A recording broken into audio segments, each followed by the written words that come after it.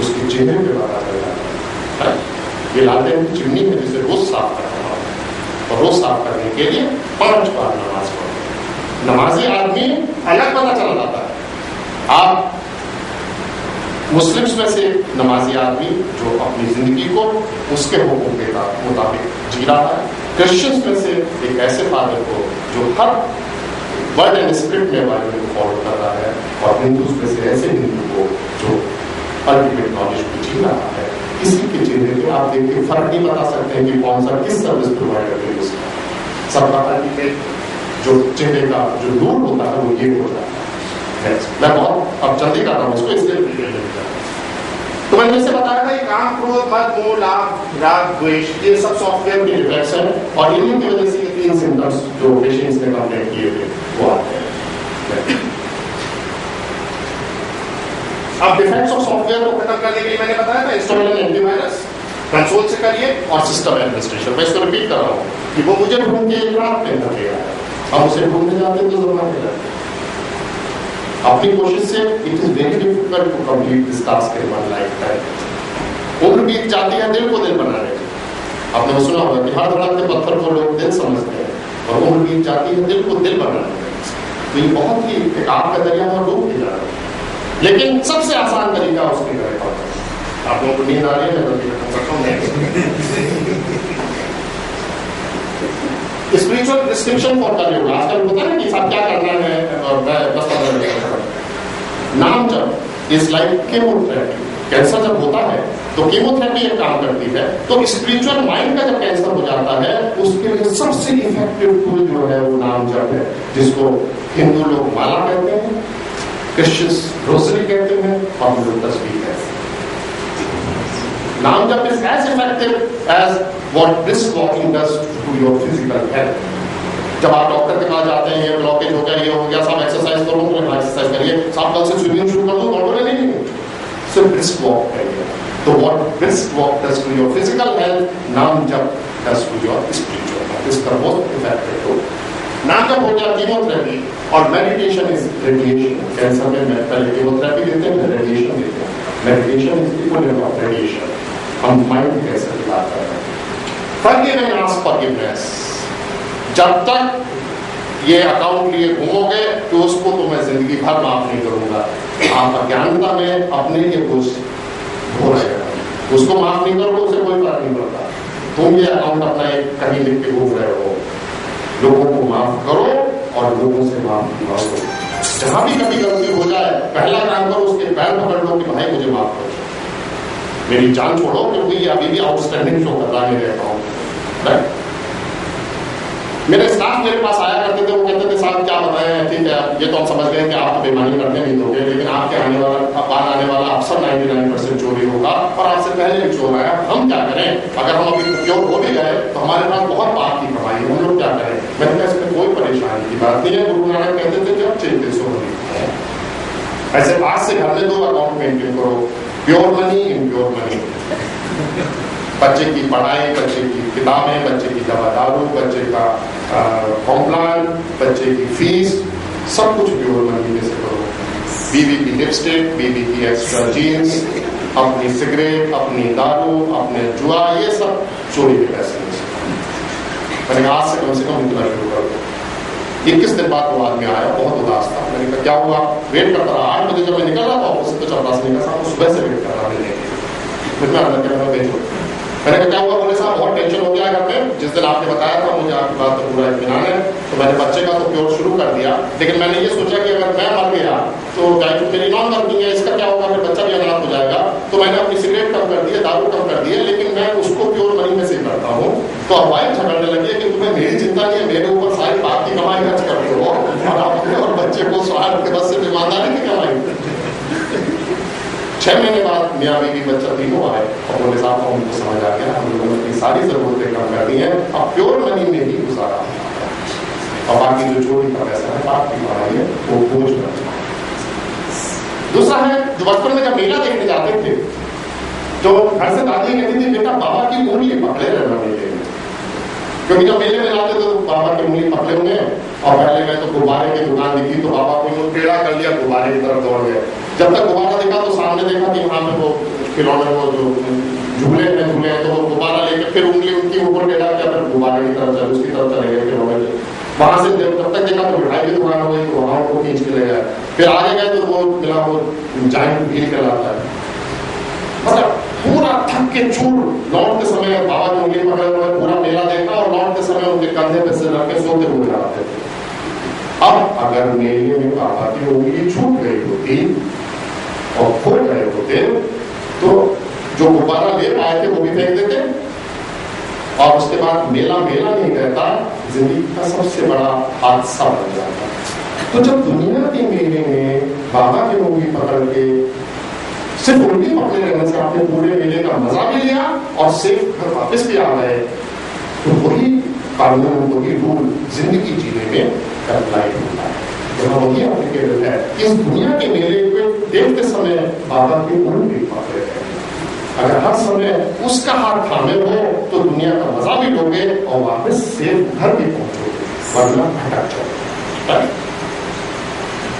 ईश्वर का ध्यान should be the core of your existence. हर सांस के साथ उसका नाम चलना चाहिए, हर सांस के साथ उसका कनेक्शन रहना चाहिए। जैसे आपने देखा होगा नागपुर तो बड़ी तहसील वाली इतना है, यहाँ म्यूजिक कंसर्ट्स होते हैं, गाने वाली गा रहे हुए हैं, पीछे एक लड़की बैठी रहती है, वो सिर्फ साड़ी पहने यूं करती है, वो क्या करती है, वो नोट देती है और जहां उसका सुर बेसुरा हुआ और पूरा ऑर्केस्ट्रा जो है बेसुरा हो जाता है। तो इस तरह से जो आपकी सांस है वो नोट होना चाहिए, जो ईश्वर से जुड़ा रहना चाहिए और जिंदगी के बाकी सारे जो जैसे कि कलाबाजियां हैं, अगर वो सुर से जुड़ा हुआ है तो कभी कलाबाजी में आप मार नहीं। दूसरा एक prescription, practice death every day for 10 minutes.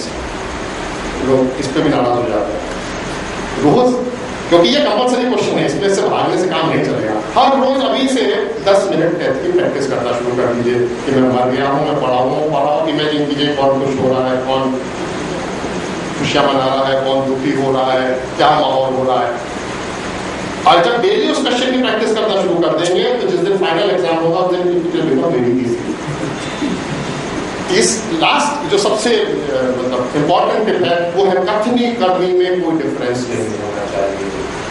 सारी परेशानी यही है कि जब आप कहते कुछ है, सोचते कुछ है और करते कुछ है, वहीं से you go out of alignment with the self. तो मेरे लोगों ने पूछा साहब क्या करें, आज से शुरू में कम बोलो। जब जिम में जाते हैं तो पहले 5 पाउंड उठाते हैं, 7 करते हैं, फिर उसको 10 करते हैं। शुरू में कम बोलो, लेकिन जो बोला है, जो क्लेम किया है उसकी कंप्लायंस करो। जब लगे कि अपने ऊपर भरोसा हो गया, जो मैं कहता हूँ वो कर लेता हूँ, तब चाहे क्लेम करना शुरू करो, बड़े बड़े दावे करो। अगर सिगरेट पीते हो तो सिगरेट पीना अच्छा होगा, कुछ नहीं, ऐसा नहीं है, मैं ये नहीं कह रहा हूँ बुरा, तो किसी नियम को मैं सिगरेट नहीं पीता हूँ, चुप रहो। अगर तुम्हें लग रहा है कि आप अपने बुजुर्ग से बात कर रहे हैं जिनके सामने ये नहीं कहना चाहिए, तो चुप रहो, उनसे झूठ मत बोलो। हमारी सोसाइटी की सबसे बड़ी जो प्रॉब्लम है हिंदुस्तान में वो है हिपोक्रेसी। यहाँ बात अपनी मूछ पे ताव देके कहता है मेरा बेटा मेरे सामने सिगरेट नहीं पीता, मुझे मालूम है पीता है, सिगरेट पी के मर जाएगा, लेकिन मेरे सामने नहीं पीता, पिताजी बहुत खुश। नेक्स्ट, ये some useful tips. Universe is essentially neutral. मैंने कहा ना, ये कभी नहीं होता कि ईश्वर आपको दुख दे रहा है। Universe like internet is essentially neutral. You type www.bliss.org, you download Bliss. You type www.misery.com, misery is a commercial site, you download misery. तो ईश्वर कभी आपको दुख नहीं देता। सिमिलरली जो ग्रेस है, grace is unconditionally universally available to all of us, but the problem with grace is उसकी कृपा का, रहम का जो उसके साथ एक लिमिटेशन है, it can't gate crash this home. ये आपका दरवाजा खुद नहीं हो सकता, you have to consciously download it by full technology, जो आपका ब्लैकबेरी वाली टेक्नोलॉजी, उसकी कृपा बरस रही है। तुमको पानी इकट्ठा करना है, अपना कटोरा आगे करना। Surrender. Living life is very different from जो आपका जो सी स्विमिंग होता है और जो पूल का स्विमिंग होता है। जब स्विमिंग पूल में आप स्विम करते हैं तो आपको अपना स्ट्रोक और अपना ये सब वो दिखा के पानी को काटते हैं। जिंदगी जीने का तरीका ये नहीं, जिंदगी जीने का जो टेक्निक है वो है सी स्विमिंग, राइट अवे, उसके चरणों में समर्पित हो जाओ, he will carry you in his arms. और उसमें भी 3-4 great whether you are a kitten, आपके जो समर्पण है, आपका जो उसको भक्ति है, उसमें बिल्ली का बच्चा है आपका, क्योंकि वो हाईएस्ट है। जब आप बिल्ली का बच्चा बन गए तो बिल्ली का आप कभी बच्चों को अकेला नहीं छोड़ती, वो जहां जाती है बच्चे को मोमो उठा के ले जाती है, उसके गले पड़ जाओ कि भाई तेरी जिम्मेदारी है, जहां भी जा रहा है तो बिल्ली का बच्चे की तरह तुमको उठा के ले जाएगा। दूसरा उससे इंफीरियर दर्जा है बंदर का बच्चा,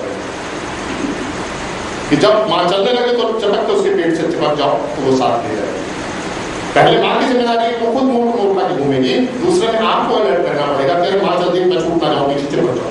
तीसरा है ऑर्डिनरी की पप बन जाओ, कुत्ते का बच्चा बन जाओ। कुत्ते के बच्चे नहीं है, उसमें भी दो कैटेगरी है, एक है पालतू कुत्ता या सड़क का कुत्ता। पालतू नहीं होगा कि हमारे हिस्से का दूध रोटी वो डाल देगा उस बर्तन में, दिन में कभी भी खा सकते हैं। सड़क के लिए है वो दूध रोटी तो डालेगा, लेकिन जो पहले आ जाएगा वो उसको खा जाएगा। तो सरेंडर, ग्रेटिट्यूड, जब तक ग्रेटिट्यूड नहीं होगा, जब तक आप परवरदिगार के शुक्रगुजार नहीं होंगे, you will not be able to tap the grace, you will not be able to tap the कृपा that is showering on us. Gratitude के साथ you open up. When you open up, more and more grace flows. When more and more grace flows, you become an instrument of God. When you become an instrument of God, you start serving. More you serve with gratitude, more and more grace. Because He is also looking for channels, जिनके through वो अपना काम करा सकते। Prayer यहां से नहीं होती है, प्रेयर हार्ट से होती है, इसलिए यहाँ ECG पे कभी कभी हार्ट की प्रॉब्लम होती है और ECG करवाते हैं ना, लेकिन ये ECG थोड़ा सा दूसरा है, इसमें इमोशन होना चाहिए। प्रेयर का सबसे बड़ा ये नहीं कि बोले हाँ मोबाइल बात करते हैं और जब प्रेयर भी करते चले जा रहे हैं, हाँ क्या हो रहा है। You have to get connected, वो भले मच्छर का धुआं लगे, you have to first of all connect and for that the emotion, the intensity has to come, then the prayer should have clarity. What is it that you want to communicate? जो हम लोग कहना है कि हे भगवान सब ठीक रखना, बोले हाँ सब ठीक रखूंगा, और फिर आपने गाली को छुआ लिया। Communicate clearly with the intensity of emotion and the clarity of prayer. One thing which is very good in Christianity, when they pray, they say, thank God for bringing me safe from there to this place. Thank God for making me meet so and so. Thank God for giving me food. Thank God for making my day safe. Now I retire. I go to sleep. Thank God, look after me. See the clarity, see the intensity. And when you see the small children pray. हम लोगों को जो सबसे बड़ी कमी अपने हो रही है कि हमारे हिंदूज में अभी प्रेयर की टेक्निक सही तरीके से नहीं कर रहे, और जिनको मालूम है वो बताते हैं। तो हम लोग बहुत खुशनसीब है कि इस देश में पैदा हुए हैं जहां जो चीज अपनी बुक में हम लोग जब पढ़ते थे इंजीनियरिंग, तो जो टफ सब्जेक्ट्स थे वो एक टेक्स्ट बुक से समझ नहीं आ रहे, तो लोग कहते थे ये चैप्टर उस बुक में बहुत अच्छा भाई वहां से पढ़ो ना, उससे उस चैप्टर के लिए हम लोग दूसरे बुक पढ़ा करते हैं, क्योंकि हम लोगों के पास टाइम नहीं है। इसलिए मैं बिल्कुल briefly I am touching on this. मैंने आपको बताया मेरी चादर मेरे पैरों के बराबर कर दे। सिर्फ नियत देखता है अपने बंदे की खुदा, सिर्फ नियत देखता है अपने बंदों की खुदा, भूल की कुछ और, गलत की सजा कुछ और। अगर उसे छल कपट करोगे तो चादर बराबर करने के लिए पैर छोटे कर देगा। Inner integrity, the basic principle of spirituality is inner integrity, thought word and deed, जो है सब में अलाइनमेंट होना चाहिए। पेरेंट्स के पैर पकड़ लो, अगर इमीडिएटली कोई अवेलेबल है तो वो सिर्फ माँ बाप है, वालिदा पैर। मैं बच्चों को बताता हूँ रोज सुबह उठ के माँ बाप के पैर पकड़ो, पिताजी के पैर पकड़ के माँ के सामने कहो कि पापा मैं बड़ा होके आप जैसा बनूंगा।